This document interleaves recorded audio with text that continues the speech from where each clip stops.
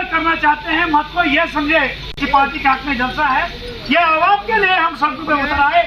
आज जो आप लोगों ने यहाँ छोटा सा मुजाहरा किया, इसके माध्यम से हम सरकार को पूरी रियासत के अंदर, पूरे जिला के अंदर और पूरे भलेसा के अंदर ऐसे ही प्रोटेस्ट, बहुत बड़े बड़े प्रोटेस्ट आपको देखने को मिलेंगे। हर किस्म के बिल पास करके लोगों के ऊपर ठोसे जाने, अगर ये बिल इम्प्लीमेंट हुआ तो मैं कहता हूँ सबसे बड़ा और बहुत खतरनाक काम लोगों के लिए यही होगा जो सरकार करने जा रही है।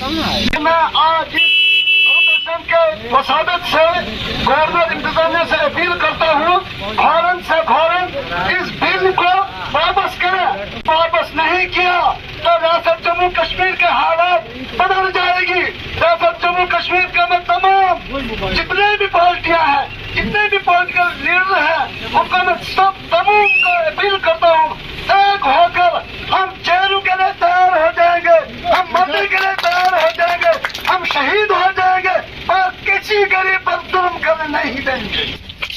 ये जो आज हम यहाँ पे प्रोटेस्ट करने जा रहे हैं, 2 दिन पहले यहाँ पर रेन्यू वालों के मुलाजमीन आए और उन्होंने लोगों को यहाँ अवेयर किया कि आपकी ज़मीन जो हमें छीननी है, यहाँ पे हमने बाउंड्री लगानी है, ताकि सरकार का एक हुक्मनामा जारी हुआ है कि यहाँ पर जहाँ जो भी स्टेट लैंड है इसको वापस किया जाए और जिसने भी इसके ऊपर तामीर किया होगा मकान या और भी कुछ, उसको हमने गिराना है।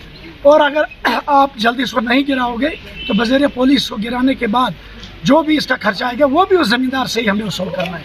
तो इसके लिए लोगों में एक बहुत बड़ा गुस्सा और मायूसी है।